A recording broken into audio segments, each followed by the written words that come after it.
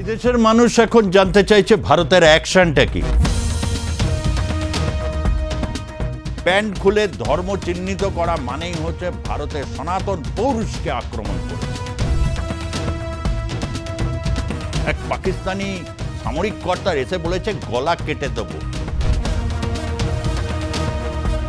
ভারতের head Hunter বাহিনীকে জানেন? নাগাল্যান্ডে কার্গিল যুদ্ধ যখন পরাক্রম দেখাচ্ছে ভারতীয় সেনাবাহিনী, উপর থেকে দাঁড়িয়ে দাঁড়িয়ে গুলি ছুটছে এবং ভয়ঙ্কর ধাক্কা খাচ্ছে, তারপর শুরু হলো বোফোর্সের অ্যাকশন।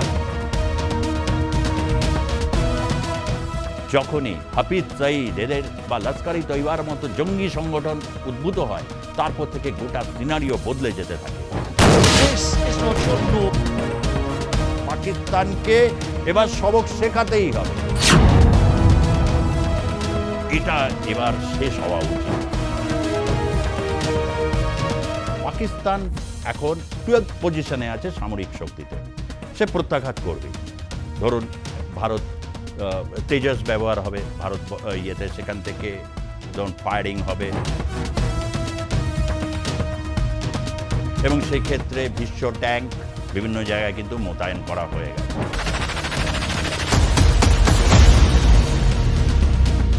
রাফায়েল, জাগুয়ার, এই দুটো ভারত কাছে কিন্তু বলা যায় এই দুটো হচ্ছে জোড়া স্ট্রাইকার। এই 30 বছর ধরে এই ঘৃণ্য কাজ আমরা করেছি আমেরিকার কথায়। তো বিমান ল্যান্ড করতে গিয়ে টায়ার থেকে আগুন ছিটকে গিয়ে গোটা লাহোর বিমানবন্দর ফুসছে। এদেশের মানুষ এখন জানতে চাইছে ভারতের অ্যাকশনটা কি। তার কারণ রিয়াকশনটা তো অনেকটা দেখতে পাচ্ছে। বিভিন্নভাবে পাকিস্তানের পক্ষে কিছু মিডিয়া থাকে, বিভিন্ন দেশে সমস্ত মিডিয়া যেভাবে দেখাচ্ছে তাতে রিয়াকশনটা তো বোঝা যাচ্ছে। ভারতের অ্যাকশনটা কি?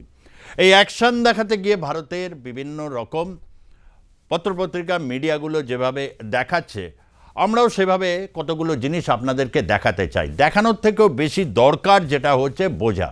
তার কারণ স্ট্র্যাটেজি বোঝাটা অত্যন্ত গুরুত্বপূর্ণ। স্ট্র্যাটেজি এবং ট্যাকটিক্স এই দুটোর ওপর দাঁড়িয়ে থাকে যে কোনো যুদ্ধে বা যে কোনো ক্ষেত্রে জঙ্গি বা সন্ত্রাসের হামলাকে পর্যদস্ত করা এবং তার সাথে একে একেবারে নির্মূল করে দেওয়ার ক্ষেত্রে স্ট্র্যাটেজি এবং ট্যাকটিক্স খুব গুরুত্বপূর্ণ। অ্যাকশনের জায়গা থেকে প্রথমে বলবো, তারপর আসবো রিয়াকশন।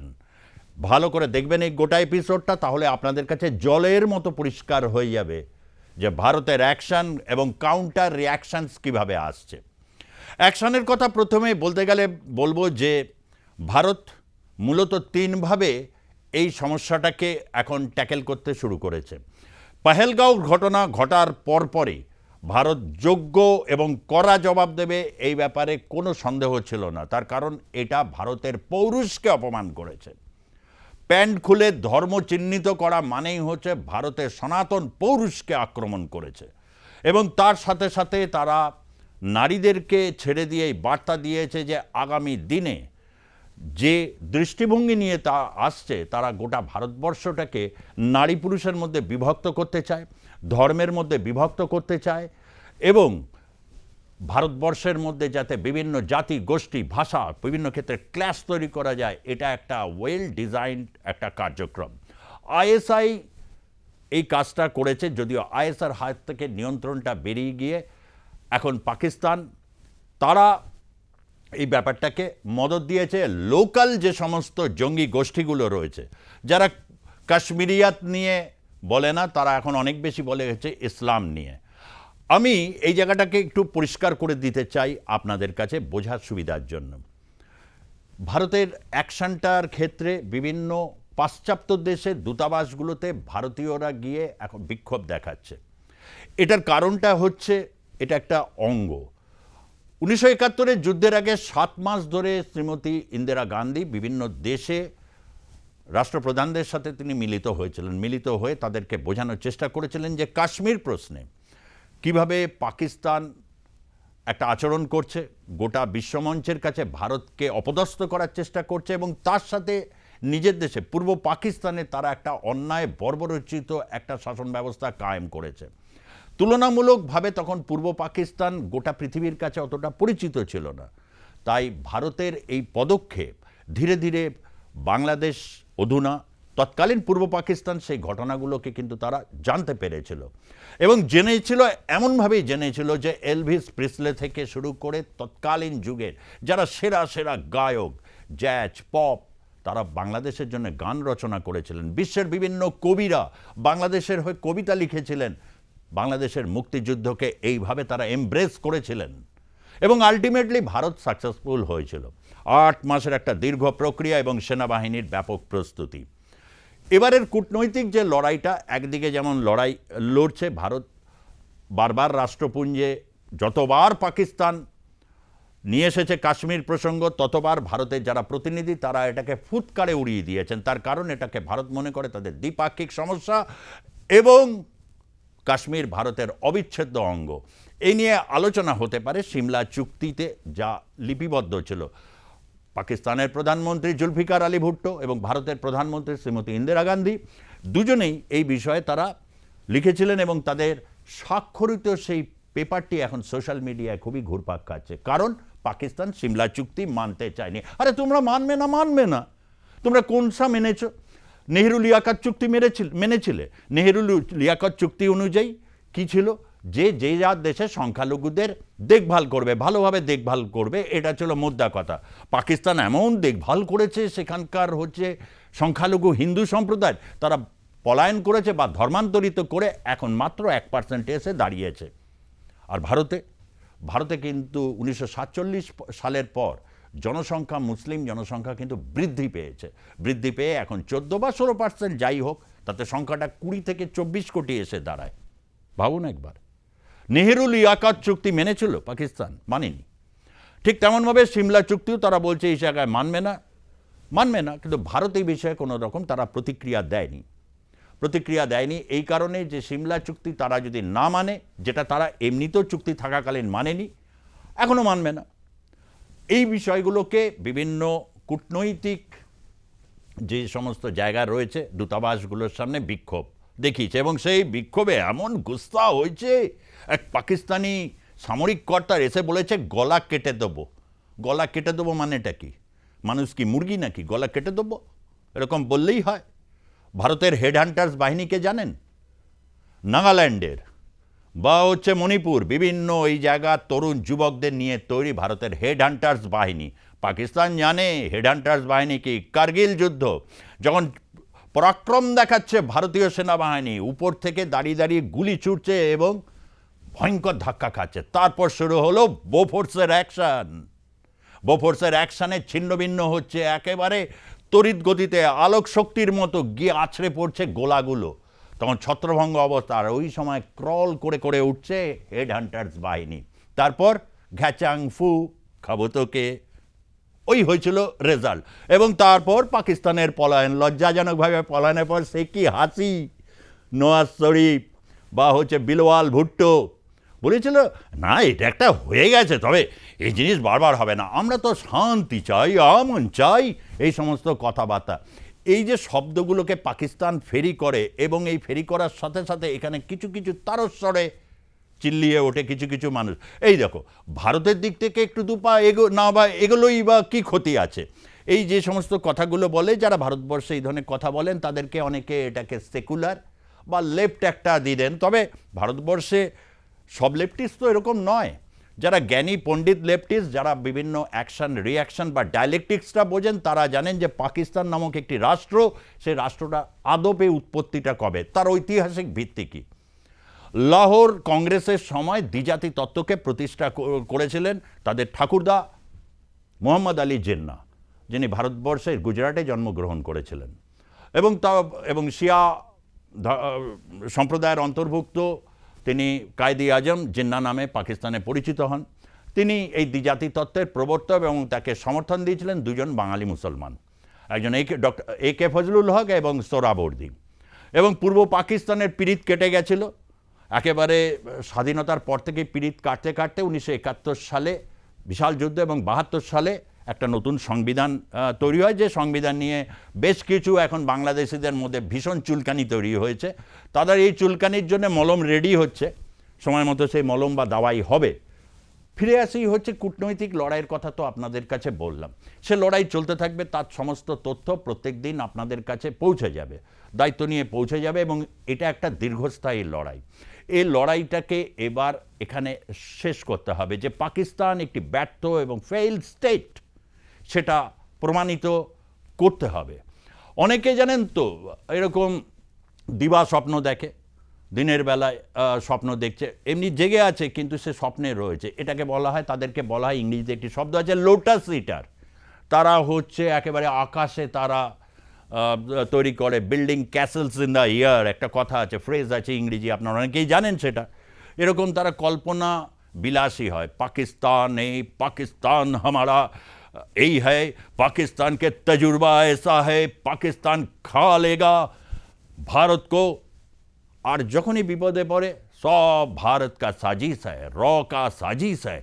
এটা হচ্ছে পাকিস্তানের এই লফজ, এর বাইরে এরা কখনো যায়নি।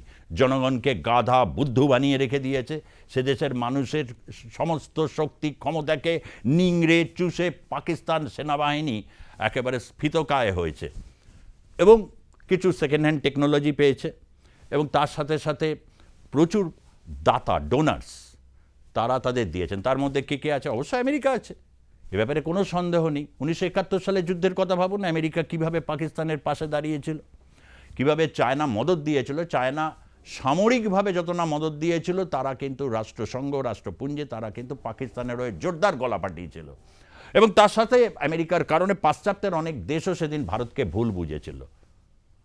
শুধু ভারতের পাশে সেদিন ছিল সোভিয়েত ইউনিয়ন, এক বৃহৎ শক্তি ভারতের পাশে ছিল, এবং ভারতে তার নিজস্ব শক্তি দিয়ে পাকিস্তানকে মোকাবিলা করতে হয়েছে, আন্তর্জাতিক স্তর পর্যন্ত একটা জায়গাকে পৌঁছে নিয়ে যেতে হয়েছে। কেন? এটা ছিল সত্যি অর্থে অসম লড়াই ছিল। দেখতে হয়তো ছোট দেশটা ভারতের তুলনায় আয়তনে, কিন্তু তার যা মদত, বিশ্বব্যাপী মদত পেয়েছিল, আর সেটা কতটা বলে না, বেশি প্রশ্রয় দিলে মাথায় উঠে যায় পাকিস্তান, তাই হয়েছে।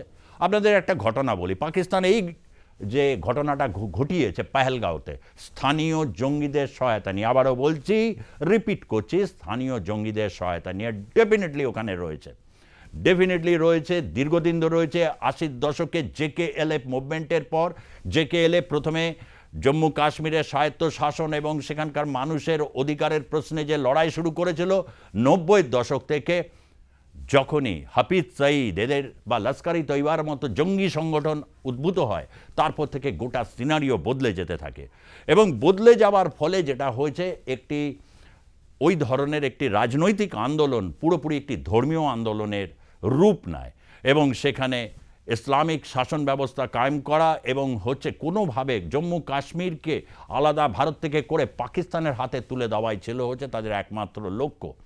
অনেক রক্তপাত হয়েছে, বহু রাজনৈতিক দলের রক্তপাত হয়েছে।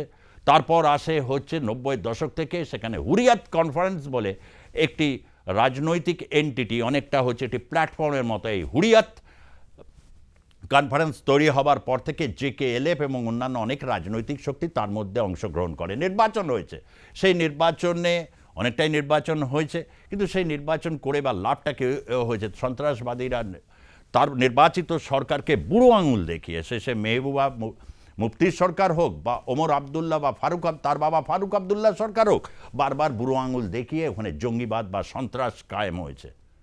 এবং এই জম্মু কাশ্মীরকে রক্ষা করার জন্য বহু ভারতীয় সেনাবাহিনী শহীদ হয়েছে, তারা রক্ত ঝরিয়ে এসেছে। এই বঙ্গের বহু মানুষ আছেন যারা সেনাবাহিনীতে কর্মরত অবস্থায় তারা সেখানে মারা গেছেন, পাকিস্তানের বা জঙ্গিদের বুলেট বিদ্ধ হয়েছে তাদের শরীর।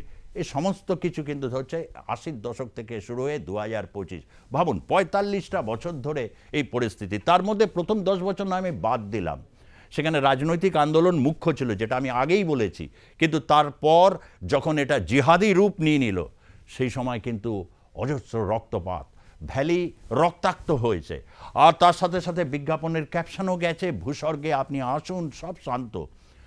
সে অবধি ঠিক ছিল, এমনকি গোলাগুলি হচ্ছে সেনাবাহিনীর ক্যান্টনমেন্টে, সেখানে গোলাগুলি চলেছে, সেনাবাহিনীর লোক মারা গেছে। তৎসত্ত্বেও কিন্তু পর্যটকরা সেখানে গেছেন, পর্যটকদের উপর কখনো আঘাতটা আসেনি।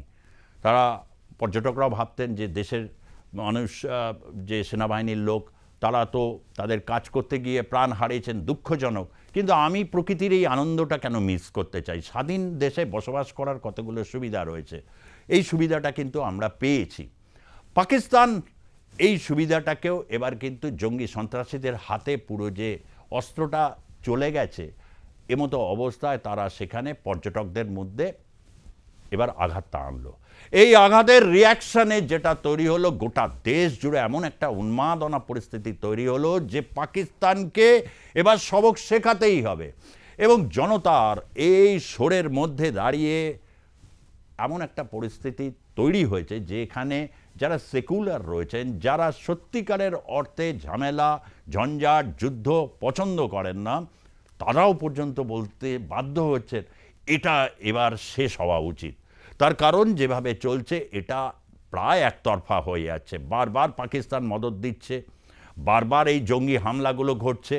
এটাতে সত্যিই একটা কিন্তু বিপদ ঘনিয়ে আসছে। তারাও বড্ড বিপন্ন বোধ করছেন। এবং এই মতো অবস্থায় পাকিস্তান সবচেয়ে বেশি ভালো বুঝতে পেরেছে যে না, যেটা চেয়েছিলাম গোটা ভারতবর্ষ জুড়ে এরকম একটা ঘটনা ঘটবে এবং তারপরে দেশের মধ্যে একটা হিন্দু মুসলমানের মধ্যে একটা রাইট সিচুয়েশনস তৈরি হবে। তারপর যেটা হবে, ভারতবর্ষের এত বড় দেশের মধ্যে দুজনেই থাকবে হিন্দু মুসলমান, কিন্তু দুজনের মধ্যে একটা আলাদা ভাগ হবে, যেটা পাকিস্তান গঠনের সময় প্রয়োজন ছিল। তারপর সময় মতো আরেকটা ভারতকে ভাগ করে গজাবে হিন্দ তৈরি করা যাবে। এই তো পরিকল্পনা গোদামাপে। এই পরিকল্পনাটা কিন্তু বুঝতে হবে, এখানেই আপনাদের কাছে বলবো। তাই অনেক জায়গায় দেখতে পাচ্ছি এরকম ঘটনা ঘটছে, কাশ্মীরি ছাত্রদের বিশ্ববিদ্যালয় কলেজে তাদের মারধর করা হচ্ছে, ধাক্কা দেওয়া হচ্ছে, তাদেরকে বলে দেওয়া হচ্ছে যে এই বিশ্ববিদ্যালয় ছেড়ে চলে যাও। কখনো কোনো মুসলিম দোকানদারদের কাছ থেকে অনেকে কিনতে চাইছে না। আচ্ছা, সে মানুষ কোথা থেকে কি কিনবে না কিনবে সেটা তার অধিকার, কিন্তু যেচে আপনি যদি কখনো তাদের এইভাবে করতে থাকেন তাহলে জেনে রাখবেন পাকিস্তানের যে পরিকল্পনাটা ছিল সেই পরিকল্পনার ফাঁদে কিন্তু আপনি পা দিচ্ছেন। আবারও বলছি, পাকিস্তান এই পরিকল্পনাটা কিন্তু করেই এই জিনিসটা কিন্তু ঘটিয়েছে, এ ব্যাপারে কোনো সন্দেহ নেই। তার কারণ হচ্ছে পৃথিবীতে এরকম বোকা কেউ আছে যার যেখান থেকে আয় সে সেটাকে নিজে ধ্বংস করতে চাইবে, বা যে গাছের ডালে বসে সেখানেই সে ডাল কাটবে। এরকম সাধারণ কোনো মানুষের মধ্যে যারা ব্যবসা করে খান ছোটোখাটো বা আরেকটু বড়, তারা এটা চাইবেন না। এবং তার সাথে তারা কখনোই এটাও চাইবেন না যদি অশান্ত রক্তাক্ত হয় তাহলে বিশ্বাসটা ভঙ্গ হয়ে যাবে, যে বিশ্বাস ভঙ্গের পরিস্থিতি এখন তৈরি হয়ে গেছে। তথাপি এই বিশ্বাস ভঙ্গের পরিস্থিতি ভবিষ্যতের পর্যটন সেটা শিখে তোলা যাক, আগেই সমস্যাটার একটা বড় রকমের সমাধান দরকার। এবং যে প্রশ্নটা সবচেয়ে বেশি পরিমাণে আসছে, কূটনৈতিক যুদ্ধ তো হলো, সেটা না হয় এতক্ষণ ধরে বললাম, বা রিয়াকশানে ঠিক কীভাবে কোন জিনিসটা না করা উচিত, কোনটা পাকিস্তানের ফাঁদ পেতেছে সেখানে পা না দেওয়া উচিত, এতক্ষণ বললাম। তাহলে আর বাকি দুটো কি থাকলো? অবশ্যই দ্বিতীয় যে পদ্ধতি, এই পদ্ধতিটা কিন্তু অবলম্বন করা যেতে পারে, যেটা চায়না আমেরিকার সাথে করছে। এক তীব্র শুল্ক যুদ্ধ চলছে। ভাবুন, যে কোনো চাইনিজ প্রোডাক্ট যদি আমেরিকায় যায় 245% সেখানে শুল্ক আরোপ করে দেওয়া হয়েছে। তাহলে সবাই তো জানে যে চায়নার জিনিস ভারতবর্ষ থেকে শুরু করে আমেরিকা সমস্ত প্রান্তে, বিশ্বের বিভিন্ন প্রান্তে অত্যন্ত জনপ্রিয়। তাহলে সেই জিনিসের উপর যদি 245% যদি শুল্ক আরোপ করা হয় তাহলে চায়না বিধ্বস্ত হবে। চায়না কিন্তু প্রথম থেকে কূটনৈতিক যুদ্ধ শুরু করেছে, কোনো গোলাগুলি এখনও খরচা করেনি, একটা গোলাগুলি খরচা করে না, যদিও তারা সামরিক শক্তিতে আমেরিকা ঠিক পরেই তাদের একটা অবস্থান রয়েছে। সোভিয়েত ইউনিয়ন সেকেন্ড, থার্ড হচ্ছে চায়না। এই রকম একটা অবস্থানে দাঁড়িয়ে চায়না কিন্তু কোনো গোলাগুলি খরচা করেনি। তারা কিন্তু শুল্ক যুদ্ধটাকে কূটনৈতিক স্তরে পাল্টা শুল্ক যুদ্ধের দিকে আমেরিকাকে টেনে নিয়ে আসছে। এবং প্রাথমিক যে খবর আছে তাতে কিন্তু ডোনাল্ড ট্রাম্পের সুর ইতিমধ্যেই নরম হচ্ছে। বারবার করে তিনি শিফট করছেন, কিন্তু বারবার করে শিফট করছেন। অনেকেই ডোনাল্ড ট্রাম্পকে বলেন অস্থির মস্তিষ্ক, এবং তিনি যে ধরনের সিদ্ধান্ত নেন সেই সিদ্ধান্ত অনেক ক্ষেত্রেই কিন্তু আবার সেটাকে নিজেই বাতিল করে দেন। এমনই একজন প্রেসিডেন্ট আমেরিকা নির্বাচন করেছেন, সেটা তাদের নিজের দেশের ব্যাপার, সে হতেই পারে। তাহলে অর্থনৈতিক যুদ্ধটা পাকিস্তানের সাথে কিভাবে করা যায়? একটা অবশ্য করেছে, সিন্ধু জল চুক্তি, কেননা সিন্ধু নদীর জল থেকে এবং তার সাথে আরও দুটি যে নদী রয়েছে সেই দুটো নদী থেকে 80% জলে পাকিস্তানের চাষবাস হয়। সেই জলটাকে বলছে ভারত বন্ধ করে দেবে। অতীতে দুবার বলা হয়েছিল এবং কার্গিল যুদ্ধের পরও সময়ও কিন্তু এই পদক্ষেপ নেওয়া হয়েছিল, যদিও এই পদক্ষেপ না বলার পর কিন্তু স্থায়ী কোনো পদক্ষেপ নেওয়া হয়নি। এটা ভারতের দিক থেকে একটা, আমি মনে করি যে ব্যাপারটা বলার পর যে কথা সরকারের পক্ষ থেকে বা বিশেষ করে পাকিস্তানের মতো একটা দেশের বিরুদ্ধে বলা হলো, সেখানে সাধারণ জনতা কি মনে করবেন যে এটাকে ইমপ্লিমেন্ট করা হবে, কিন্তু অনেক দিন যখন সময় গড়িয়ে যায়, 6 মাস 1 বছর, তখন আর মানুষের মধ্যে এটা থাকে না। দৈনন্দিন জীবনে তারা ব্যস্ত হয়ে পড়েন, খেয়াল খোঁজ থাকে না। অতীতে দুবার কিন্তু সিন্ধু জল চুক্তি বন্ধ হয়েছিল, তারপরে কি পাকিস্তানের কিছু হয়েছে? তার কারণ ওই ধরনের পাহাড়ি ওই রকম একটা জায়গা থেকে সিন্ধু নদের মতো নদ, তাকে বাদ দিয়ে আটকানো বহুত খরচা সাপেক্ষ ব্যাপার। জলবিদ্যুৎ তৈরি করতে চুক্তি থাকলেও অসুবিধা নেই, ভারত ওই জল চাষবাসের জন্য খরচ করতেই পারে, কিন্তু জলটাকে যদি আপনি আটকে দিতে চান তাহলে আপনাকে যে বিকল্প ব্যবস্থা করতে হবে, সেটা সময় সাপেক্ষ এবং ব্যয়বহুল। আমি ব্যয়বহুলের কথাটা না হয় বাদই দিলাম, তার কারণ পঞ্চম বৃহত্তম অর্থনৈতিক শক্তি হিসাবে ভারত এই জিনিসটা চাইলে করতে পারে, কিন্তু ব্যয়বহুল তো বটে এবং সময় সাপেক্ষ। এবং তার সাথে আজকে দাঁড়িয়ে আন্তর্জাতিক যে সাপোর্ট ভারত পাচ্ছে, এই প্রশ্নে ভারত সবার সমর্থন পাচ্ছে যে একটা নৃশংস জঙ্গি হামলা, পাকিস্তান মদতপুষ্ট এবং তাদের দ্বারা ট্রেন্ড এবং লোকাল সহায়তা, জঙ্গিদের সহায়তা নিয়ে নিরীহ পর্যটকদের উপর ধর্ম দেখে খুন করা হয়েছে। এই তো মোদ্দা ব্যাপার। এটা কেউ বিশ্ববাসী মেনে নিতে পারছে না।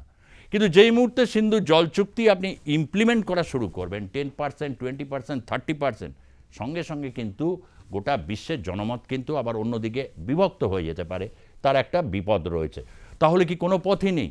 একটা পথ তো তাহলে কি মিলছে না? তাহলে কি পাকিস্তান যেরকম সেরকমই তারা করতে থাকবে, বারবার ভারতের উপর আক্রমণ চালাতে থাকবে এবং জঙ্গি সন্ত্রাসবাদে এই দেশ দীর্ণ বিদীর্ণ হবে? একেবারেই তা নয়।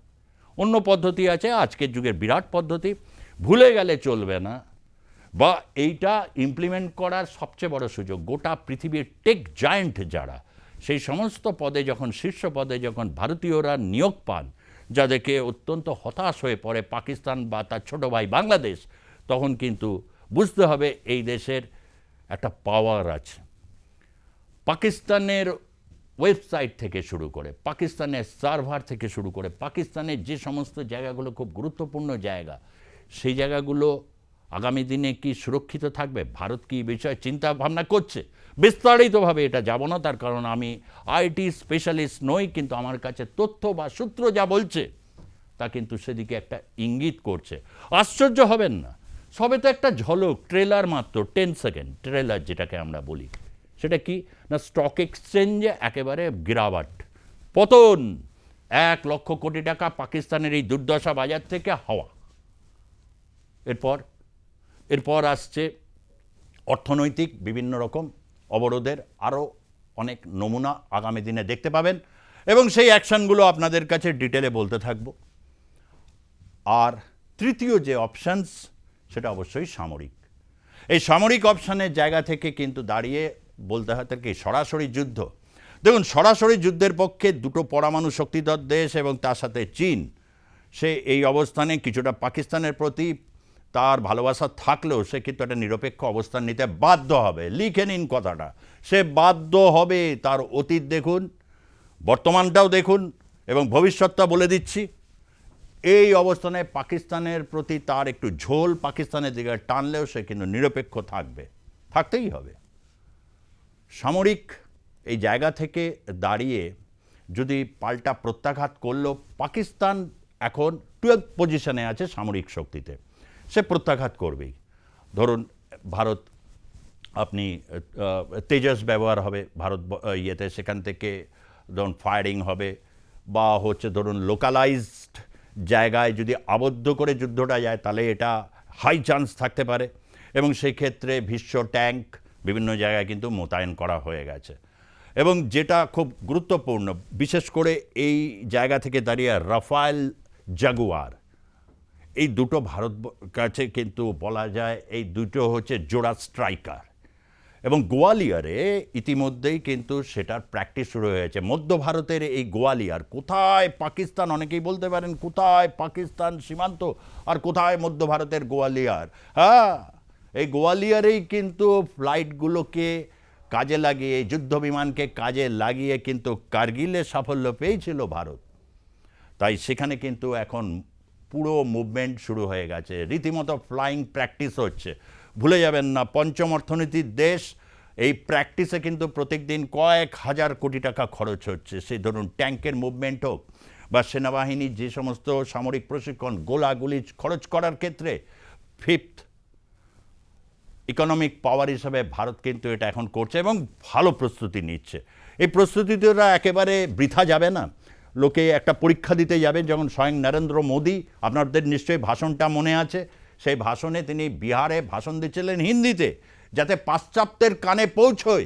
সেইটি ভাষণে তিনি বলেছিলেন যে এমন শিক্ষা দেব এই জঙ্গিদের এবং তাদের মদতদাতাদের যে এটা তারা সারা জীবনের মতো মনে রাখবে।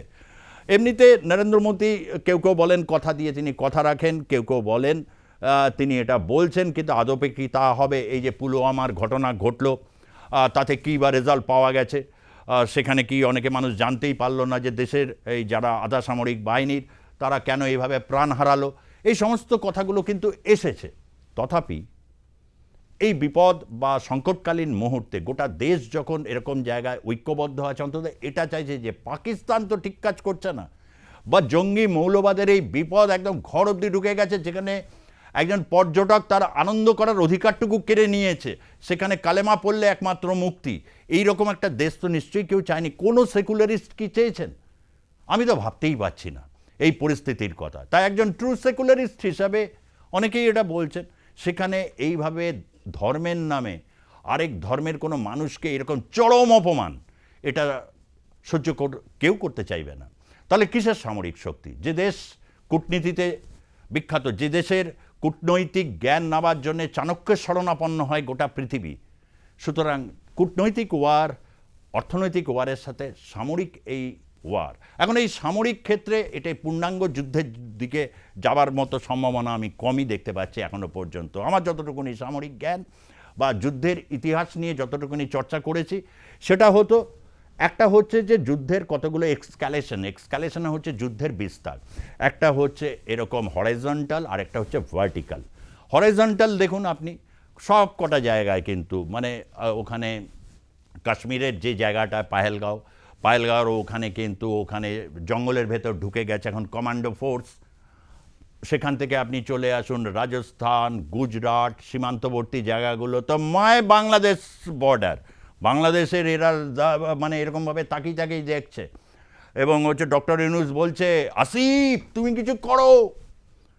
আইনি উপদেষ্টা আসিফ দৌড়েছে হচ্ছে লস্করি তৈবার একজন, তার পোস্ট, সে আর দৌড়েনি, তার একটা পোস্ট নিজের ওখানে শেয়ার করেছে, আসবো কোনোটাকে ছাড়বো না, ধরবো। এই আসিফ নজরুল যে কী জিনিস জানে শুধু জগদীশ, আমি জানি, ঠিক সময় মতো আসিফ নজরুলকে দেখাবো। আমি শুধু বলতে চাইছি, চিকেন নেক থেকে শুরু করে উত্তরবঙ্গ সমস্ত সীমান্তে কিন্তু এখন মহড়া চলছে। তার মানে কি হচ্ছে, এই যে একটা হরাইজন্টালি একটা এক্সক্যালেশন অর্থাৎ বিস্তৃতি ঘটিয়েছে, আরেকটা ভার্টিক্যালি হচ্ছে আকাশে পাক মারছে, মিগ মারছে, জাগুয়ার মারছে, রাফায়েলে মারছে।